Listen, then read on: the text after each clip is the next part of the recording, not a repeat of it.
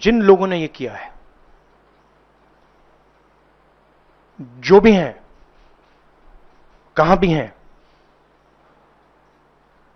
They have to pay for this, they have to pay for it properly, कि इनको याद रहे कि हिंदुस्तान के साथ ये नहीं किया जा सकता है।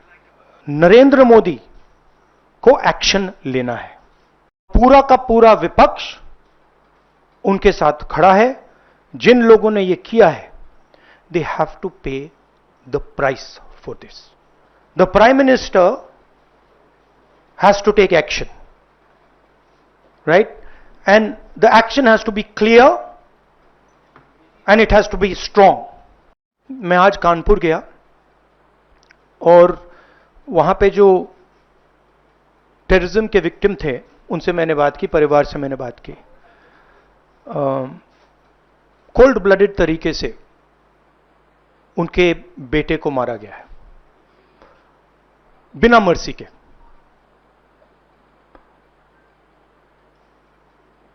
और 28 लोगों को ऐसे मारा गया है, बहुत सारे लोग घायल हुए हैं।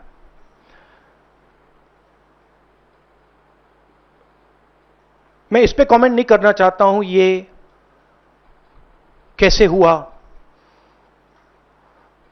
मैं सिर्फ ये कहना चाहता हूं कि जिन लोगों ने ये किया है, जो भी हैं, कहां भी हैं, they have to pay for this, and they have to pay for it properly, not in some half-hearted way, ऐसे आलतू फालतू तरीके से नहीं। they have to pay for it properly, कि इनको याद रहे कि हिंदुस्तान के साथ ये नहीं किया जा सकता है।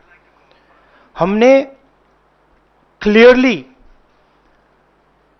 ऑपोजिशन की और सरकार की मीटिंग में क्लियर हमने लाइन दी है, यूनानिमस लाइन, कि जो हुआ है एक्सेप्टेबल नहीं है। और पूरा का पूरा ऑपोजिशन 100% सपोर्ट सरकार को देगा और दे रहा है। नरेंद्र मोदी को एक्शन लेना है, एकदम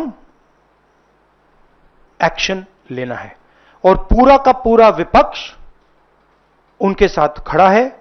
जिन लोगों ने यह किया है, दे हैव टू पे द प्राइस फॉर दिस। जो परिवार है, उन्होंने आप लोगों को मेरे थ्रू एक मैसेज दिया है। एक्चुअली प्रधानमंत्री जी को उन्होंने मुझे कहा कि आप प्रधानमंत्री जी को यह बताइए, तो मैं 28 जो हमारे शहीद हैं उनके साइड से प्रधानमंत्री को आपके माध्यम से मैसेज दे रहा हूं।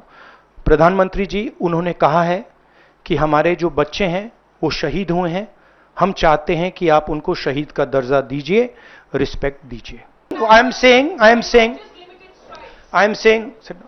am saying that 28 people have been killed in cold blood. Okay? It is pretty clear who is responsible for this. The people who are responsible for this must pay a price. The Prime Minister has to take action, right? And the action has to be clear and it has to be strong, without any confusion. The Prime Minister must not dilly-dally, must not waste time, must make it very clear that India is not going to tolerate this type of nonsense. So he needs to act. That's what I'm saying.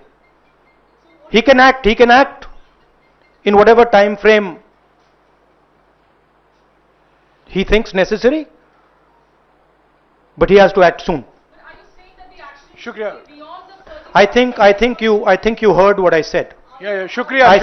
I think you heard what I said. I said, let me speak. I'm not advocating anything. I'm being very clear.